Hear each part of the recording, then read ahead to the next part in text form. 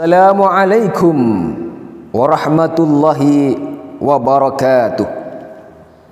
Bismillahilhamdulillah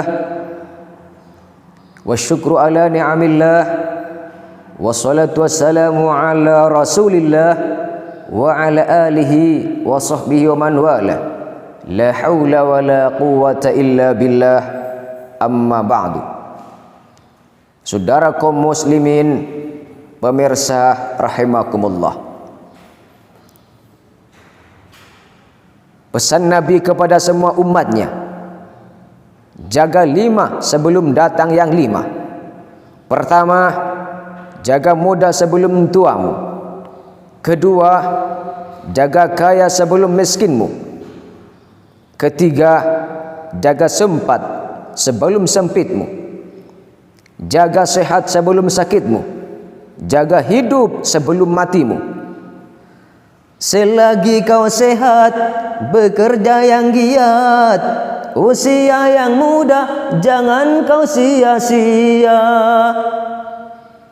Selagi kau kaya, jangan foya-foya, gunakanlah harta di dalam bertakwa, agar dirimu tidak merugi dalam hidup yang singkat ini, agar kau tidak menyesal nanti di saat menghadap Ilahi.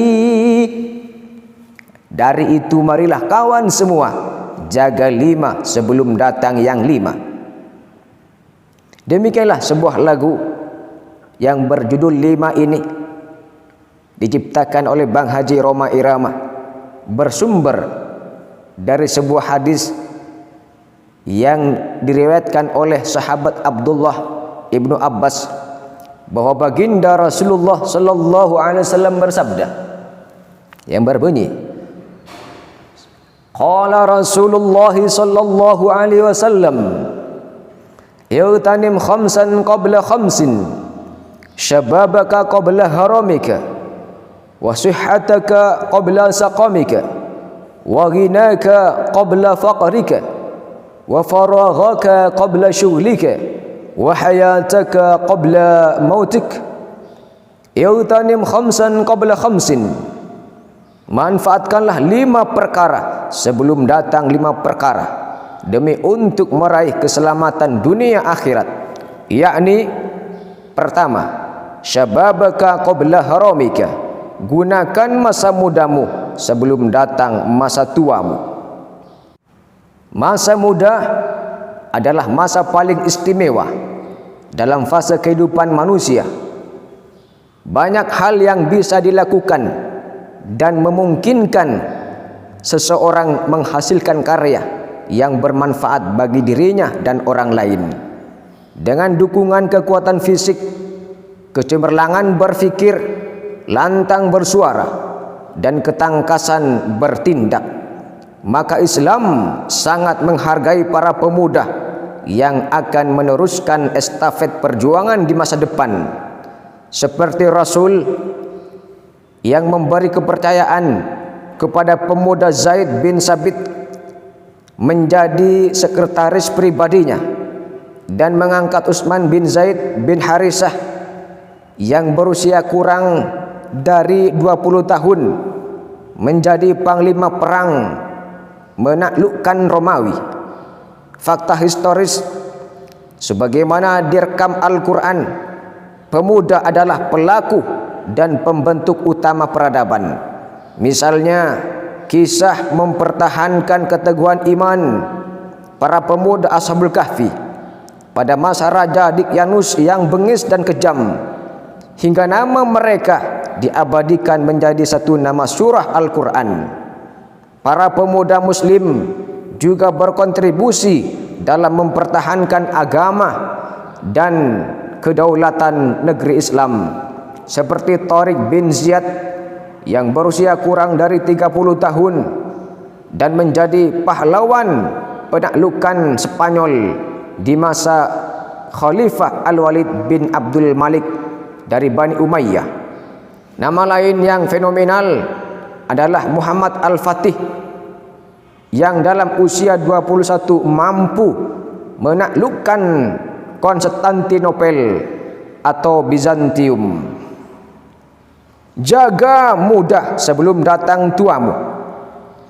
Oleh karenanya, renungkanlah, hei kaulah muda, kau punya gairah, kau punya tenaga. Gunakanlah masa muda untuk bekerja sebelum menjadi tua dan tak berdaya. Hei kaulah muda, kau punya semangat, kau punya keringat. Kobarkan api juang mencegah maksiat. Jangan kau selalu jadi sasaran nasihat. Kalau masa muda selalu hura-hura, masa depan suram takkan bahagia. Kalau masa muda selalu foya-foya, masa depan susah takkan bisa jaya. Kaulah muda, sadarlah. Hei kaulah muda, kau punya tantangan, kau punya harapan. Dari itu janganlah kau berpangku tangan. Sing-singkan lengan, baju raih kemenangan. Hei kaulah muda, kau punya potensi, kau punya kreasi. Manfaatkanlah sebelum menyesal nanti. Masa muda takkan pernah terulang lagi. Syekh Mustafa Al-Gholayani berkata, Subhanul yaum rijalul ghad, inna fi yadikum amral ummah wa fi aqdamikum hayataha. Pemuda hari ini adalah pemimpin masa depan. Sesungguhnya di tanganmu lah urusan umat, dan dalam langkahmu terdapat kehidupan masa depan bangsa. Bahkan akan bagaimana warna Islam di Indonesia, pemuda juga jawabannya. Saudara kaum muslimin, pemirsa rahimakumullah. Yang kedua, wasihataka qabla saqamika. Gunakan masa sehatmu sebelum datang sakitmu. Hal ini menunjukkan betapa pentingnya nikmat sehat, baik sehat jasmani maupun rohani. Sehat jasmani dapat kita jaga dengan olahraga, misalnya menjaga pola makan yang kita sebut 4 sehat 5 sempurna. Bahasa Al-Qur'annya halalan thayyibah, yang halal lagi baik. Inilah resep pola makan sehat menurut Al-Qur'an, sebagaimana dijelaskan dalam Quran surah Al-Baqarah ayat 168 yang berbunyi, Ya ayyuhan nasu kulu mimma fil ardi halalan tayyibah wa la tattabi'u khutuwatis syaitan innahu lakum aduwwum mubin. Yang artinya, hai manusia, makanlah yang halal lagi baik dari apa yang terdapat di bumi, dan janganlah kamu mengikuti langkah-langkah syaitan. Sesungguhnya syaitan bagimu adalah musuh yang nyata. Orang mukmin perutnya itu selektif, bukan perut asbak yang apa saja bisa masuk. Yang dimakan itu yang baik-baik, yang halal. Tahu masuk, singkong masuk, sate makan, kodok minggir. Minuman pun juga demikian, yang baik dan halal. Teh minum, kopi minum, susu minum, bir minggir. Yang halal dan yang baik. Bahwa kita menjaga nikmat sehat ini tidak lain dalam rangka untuk memperbanyak amal ibadah dan kebaikan sebelum datang waktu sakit, sehingga kelak tidak menyesal saat hari kebangkitan, dengan membawa bekal amal yang cukup. Demikian kata Imam Al-Ghazali. Dan tidak kalah pentingnya menjaga kesehatan rohani agar terhindar dari segala macam penyakit hati yang berpotensi dapat merusak amal kebaikan yang sudah kita kerjakan, baik itu dengki, riya, sombong, ujub. Caranya bagaimana? Tentu saja dengan meningkatkan iman dan takwa kita kepada Allah Subhanahu wa taala. Jaga sehatmu sebelum datang masa sakitmu. Sebab kalau sudah sakit, jangankan mau semangat ibadah, mau makan saja kadang-kadang enggak berselera, apalagi mau melakukan yang lain-lain. Bahkan kekasih tak menggiurkan, permata tak menakjubkan, jabatan tak membanggakan. Apabila penyakit bersarang di badan, dunia tak lagi menjadi ukuran.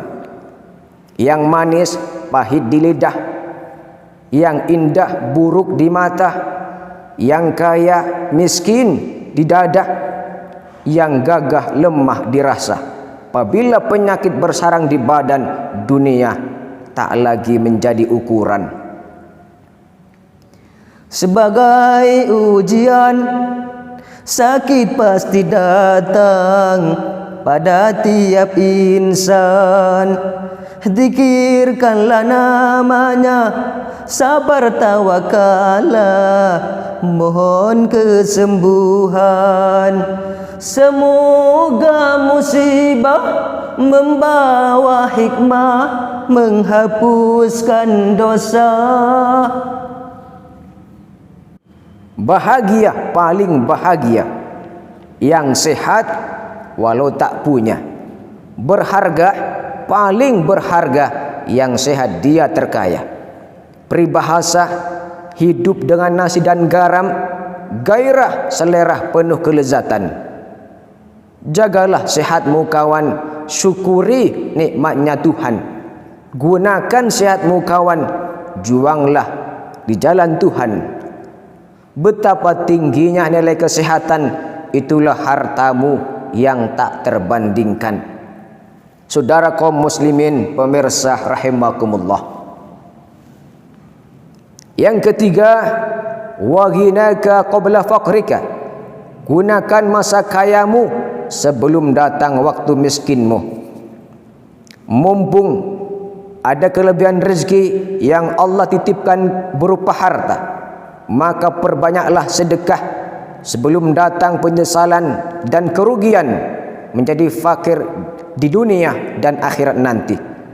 Allah Subhanahu wa taala menjelaskan dalam Al-Qur'an surah Al-Munafiqun ayat 10 yang berbunyi, wa anfiqu mimma razaqnakum min qabli an ya'tiya ahadakumul maut. Dan belanjakanlah sebagian dari apa yang telah kami berikan kepadamu sebelum datang kematian kepada salah seorang kamu. Fayaqulu rabbi laula akhartani ila ajalin qarib. Lalu ia berkata, ya Rabbku, mengapa engkau tidak menangguhkan kematianku sampai waktu yang dekat? Fa asaddaqa wa akum minas solihin. Yang menyebabkan aku dapat bersedekah dan aku termasuk orang-orang yang soleh. Menukil kitab tafsir Ibnu Katsir, dalam ayat tersebut Allah Subhanahu wa taala mengingatkan setiap orang yang melalaikan kewajiban pasti akan merasa menyesal di saat meregang nyawanya dan meminta agar usianya diperpanjang sekalipun hanya sebentar untuk bertobat dan menyusul semua amal yang dilewatkannya termasuk bersedekah. Tetapi alangkah jauhnya, karena nasi telah menjadi bubur, masing-masing orang akan menyesali kelalaiannya.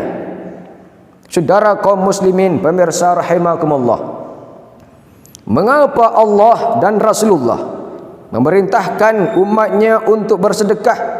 Sebab di dalam sedekah itu terdapat berlipat-lipat pahala.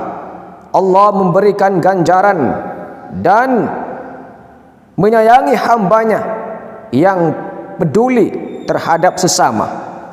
Bahkan sedekah mempunyai keutamaan yang sangat dahsyat. Di antaranya mencegah kematian yang buruk atau su'ul khatimah, meredam murka Allah.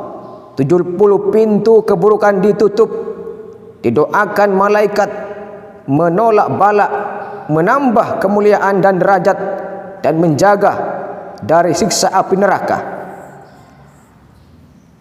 Kebiasaan bersedekah sikap yang mulia bagi yang berharta dengan harta atau dengan bahasa. Senyum juga sedekah. Bersedekah berbagi rasa, kepedulian terhadap sesama sebagai perekat si miskin dan kaya, jalinan mesra antar sesama. Harta benda yang kita simpan itu semua akan kita tinggalkan. Harta yang kekal yang kita infakkan sebagai bekal hari kemudian. Takkan susah karena sedekah, bahkan hartanya akan bertambah-tambah, serta manfaat yang penuh berkah, dan dijauhkan dari bencana. Saudara kaum muslimin pemirsa rahimakumullah. Yang keempat, wa faraghaka qabla syughlika. Gunakan masa luangmu sebelum datang masa sibukmu. Kata Imam Al-Ghazali, waktu luang yang dimaksud dalam hadis ini, ketika di dunia ini, gunakanlah semaksimal mungkin sebelum sibuk dengan kengerian hari kiamat yang tempat awalnya di alam kubur, sehingga selamat dari siksa dan kehinaan. Selain daripada itu, bahwa isi hadis yang keempat ini menunjukkan pentingnya waktu, sehingga banyak ungkapan dan pepatah yang mengatakan, orang barat bilang time is money, waktu adalah uang. Orang Arab bilang al-waktu kasaif, waktu laksana pedang. Bahkan dikatakan juga al-waktu asmanu minad dhahab, waktu itu lebih mahal daripada emas. Tapi yang jelas, waktu adalah salah satu nikmat yang agung dari Allah Subhanahu wa taala kepada manusia. Sudah sepantasnya manusia memanfaatkannya secara baik, efektif, dan semaksimal mungkin untuk amal soleh. Bahkan Allah Subhanahu wa taala telah bersumpah dengan menyebut masa dalam firman-Nya. Bismillahirrahmanirrahim. Wal asri, demi masa. Innal insana lafi khusrin, sesungguhnya manusia itu benar-benar dalam kerugian, kecuali orang-orang yang beriman dan mengerjakan amal soleh. Ilal ladzina amanu wa amilus solihati wa tawasaw bil haqqi wa tawasaw bis sabr, kecuali orang-orang yang beriman dan mengerjakan amal soleh dan menasihati supaya mentaati kebenaran, serta saling menasihati supaya menetapi kesabaran. Ayat ini menunjukkan betapa pentingnya masa. Jangan sampai dia sia-siakan sehingga rugi begitu saja. Nabi sallallahu alaihi wasallam juga mengingatkan pentingnya memanfaatkan waktu ini. An Ibni Abbasin qala Rasulullah sallallahu alaihi wasallam, ni'matani maghbunun fihima kathirun minan nasi, as-sihhatu wal faragh.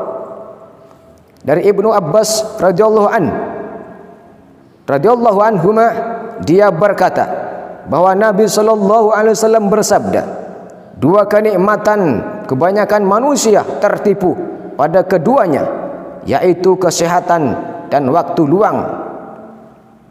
Manusia tidak mengetahui kapan berakhirnya waktu, yang diberikan untuknya.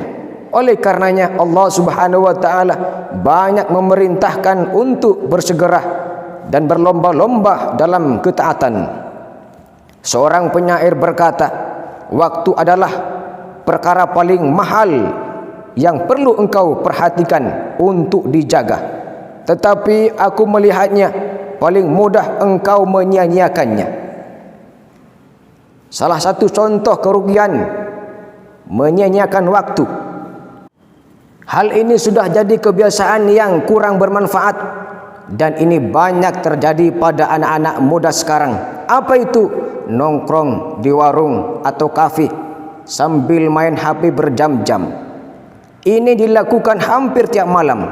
Coba berapa banyak waktu yang terbuang dan tidak berguna, yang sebaiknya dimanfaatkan untuk belajar misalnya, karena kita tahu bahwa pemuda harapan bangsa dan agama.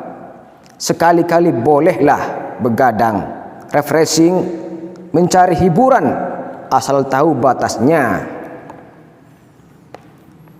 Begadang jangan begadang kalau tiada artinya. Begadang boleh saja kalau ada perlunya. Kalau terlalu banyak begadang, muka pucat karena darah berkurang. Bila sering kena angin malam, segala penyakit akan mudah datang. Darilah itu sayangi badan, jangan begadang setiap malam. Saudara kaum muslimin pemirsa rahimakumullah. Yang kelima, wahayataka qabla mautik. Gunakan masa hidupmu sebelum datang kematianmu. Di antara salah satu dari 4 pertanyaan nanti di hari kiamat, Allah Subhanahu wa taala akan bertanya, umurmu kau gunakan untuk apa? Dan Nabi Muhammad sallallahu alaihi wasallam bersabda, khairun nasi man tala umruhu wa hasuna amaluhu, wa syarrun nasi man tala umruhu wa sa'a amaluhu. Sebaik-baik manusia adalah yang panjang umurnya dan baik amalnya, dan sejelek-jelek manusia adalah orang yang panjang umurnya dan jelek amalnya. Hadis riwayat Ahmad dan Tirmidzi. Tetapi sesungguhnya kebaikan seseorang tidak semata-mata bergantung pada umurnya yang panjang, tetapi lebih pada seberapa banyak amal kebaikan yang dilakukannya semasa hidupnya, karena umur seseorang berbeda-beda. Sebagaimana yang disampaikan oleh Sayyid Abdullah bin Alawi Al-Haddad, wa khairul umuri barakatuhu wa taufiqu fihi lil a'mali as-salihati wal khairati al khassati wal ammah. Sebaik-baik umur ialah yang diberkati Allah Subhanahu wa taala, yang diberi taufik untuk mengerjakan amal soleh dan kebaikan-kebaikan lain, yang khusus maupun yang umum. Inilah yang disebut umur yang barokah. Kalau kita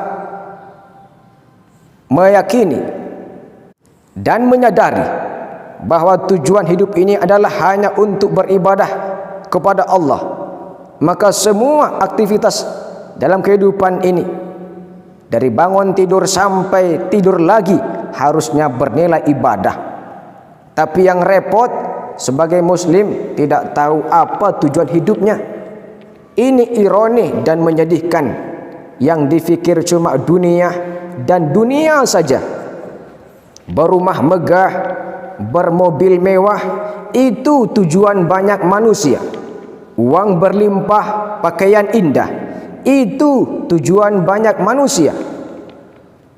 Makanan dan minuman yang serba lezat, santapan yang selalu dicari, rekreasi yang mahal serta memikat, hiburan yang selalu dinikmati. Makan minumlah, senang-senanglah dalam pesta kehidupan dunia.